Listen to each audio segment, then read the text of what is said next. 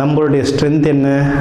அமைதி. அந்த அமைதியாக இருங்க, நீங்கள் வந்து ஜெயிச்சுக்கிட்டே வரலாம். சரிங்களா?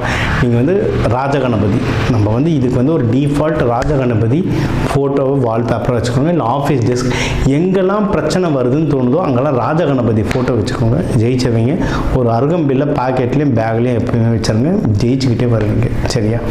10ஆம் வீட்டு சனி பகவான் பார்த்துட்ருக்கார். அதனால் உங்களுக்கு வந்து வேலைகளில் நம்ம சொன்னது தான், வேலைகளில் சின்ன சின்ன இஷ்யூஸ் வர காலகட்டம் தான்.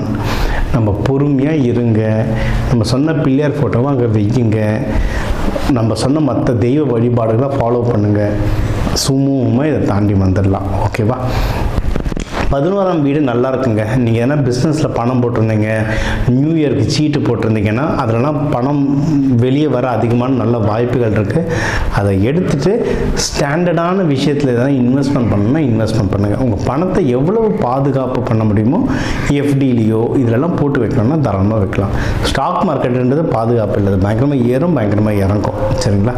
நீங்கள் வந்து எஃப்டி, நிலம் அந்த மாதிரி எதுலையாவது போட்டு வைக்கணும்னா தாராளமாக போட்டு வைக்கலாம். ஆனால் ஒரு தடவை ஜோதிடரை பார்த்துட்டு எது பண்ணால் நல்லதுன்றது பார்த்து டிசைட் பண்ணிட்டு பண்ணுங்கள். சார் எல்லாமே ஜோதிடர்கிட்ட போகணுமானா ஆமாங்க. ஏன்னா அந்த காலத்தில் ராஜாங்க வந்து எது செஞ்சாலும் அங்கே அமைச்சரவையில் ஒரு ஜோதிடர் வச்சுருந்தாங்க. நம்ம வந்து ஒவ்வொரு குடும்பத்துக்கும் ஒரு ஜோதிடர்னு ஒருத்தரை வச்சுக்கணும்.